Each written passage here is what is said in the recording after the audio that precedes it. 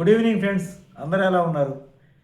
మనకి సమాజంలో మనం ఏదన్నా ఒక షాపు తీసేసినా, ఏదన్నా ఖాళీగా ఉన్నా, చదువు పూర్తయి ఖాళీగా ఉన్నా, ఇంకా తర్వాత వయసుకొచ్చి పెళ్లి కాకపోయిన ఆడపిల్లకి సరే పెళ్ళికి డైవర్స్ అయినా నెక్స్ట్ ఏంటి నెక్స్ట్ ఏంటి నెక్స్ట్ ఏంటి నెక్స్ట్ ఏంటి పెళ్ళి. ఇప్పుడు మన షాపు జరక్క తీసేసాము, లేకపోతే అక్కడ సెంటర్లో ఖాళీ చేసాము, కొంచెం కుదార్థంగా ఆలోచించుకునే టైం వేరు. నెక్స్ట్ ఏంటి నెక్స్ట్ ఏం చేస్తాం ఎమ్మటే తెలియాలి.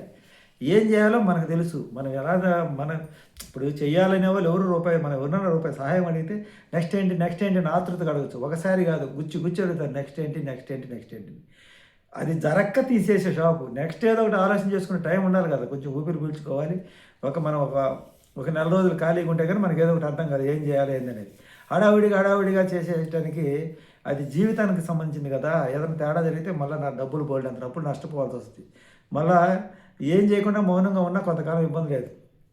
ఏదో ఒకటి చేయాలి, వాళ్ళు అంటున్నారు వీళ్ళు అంటున్నారు తొందరపడి మనం హడావిడిగా ఏదైనా షాపులు తీసుకొని పెట్టేస్తే కాలం అనుకూలంగా లేనప్పుడు నష్టపోవాల్సి వస్తుంది. ఇంకా షాపుల పరిస్థితి అలాగే పెళ్ళిళ్ళు అమ్మాయి పెళ్ళికి ఎదుగు వచ్చిన అమ్మాయి ఇంట్లో అంటే పెళ్లి చేయండి అంటారు. అమ్మాయి అయినా అబ్బాయి అయినా పెళ్ళి చేసేదా గోల్ చేస్తారు. వీళ్ళకి ఇంట్రెస్ట్ ఏందో నాకు అర్థం కాదు. పెళ్ళి అయిన తర్వాత ఇంకా ఆ తర్వాత ఏమైంది, కాయా పొండ అట్ట పేక్క తింటారు. ఇంకా పిల్లలు పుట్టలేదని. పోనీ వాళ్ళకి ఏదైనా గొడవలు చెడిపోతే తొందరగా ఒకదించుకోండి, మళ్ళీ ఏదో ఒకటి చేయండి, తొందరగా ఒకదించుకోండి, మళ్ళీ ఏదో ఒకటి చేయండి. అసలు జనాలు ఇంట్రెస్ట్గా చూస్తే ప్రతి ఒక్క దాన్ని వాళ్ళు చెప్పిన మాట కానంటే మనం గోతులో పడతాం. వీళ్ళు అంటున్నారు కదా అని చెప్పి తొందరపడి ఏదో ఒకటి చేసామనుకో అక్కడ పోయి మనం పెద్ద గోతులో పడతాం. పడ్డ తర్వాత మళ్ళీ పైన తామా చూస్తుంది. ఏం పని ఉండదు. మన జీవన విధానంలో గురించి ఇంట్రెస్ట్గా చూడటం, వీడు ఎట్ట బతుకుతాడు, వీడు ఏం చేస్తున్నాడు, వీడు బతికేదానికి వనరులు ఎట్ట వస్తుంది, ఇది ఒక ఉత్సాహం, ఇంట్రెస్ట్ అన్నమాట.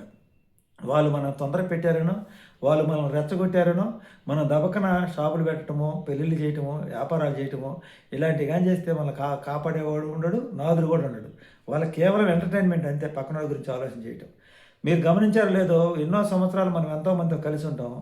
మనం అక్కడి నుంచి పాములను మన గురించి గుసగుసలు మొదలు పెడతారు. ఇది సమాజంలో మనుషుల యొక్క లక్షణం.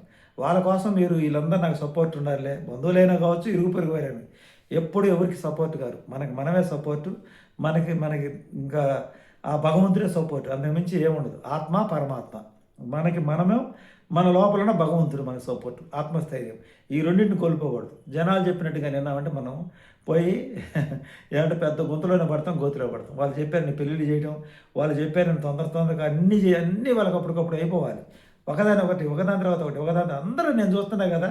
నేను షాప్ వాళ్ళు ఖాళీ చేయమన్నారు, వాళ్ళకి అవసరమయ్యి నాకు పని జరగక ఖాళీ చేశారు. ఇంక నెక్స్ట్ ఏంటి ఏదో ఒకటి చేయి, ఊరకుంటేట ఏదో ఒకటి చేయి. కనీసం షాపు ఖాళీ చేసి 24 గంటలు కూడా గడవల. ఏం చేస్తావు ఎలా బతుకుతావు, అది చేయొచ్చు కదా, ఇది చేయొచ్చు. అవగాహన లేకుండా, అనుభవం లేకుండా దబదబా చేస్తే ఇప్పుడు మనం ఒక నిర్ణయం తీసుకున్నప్పుడు ఈ పనిలోకి నేను దిగే ముందు కరెక్ట్గా ఆలోచన చేసుకుంటే పని అంతమయ్యేటప్పుడు ఈ పని నేర్చుకున్నాను నేను. ఇంక తర్వాత నేను ఇప్పుడు 27 సంవత్సరాలు నేను పడ్డ బాధలు అన్నీ కాదు.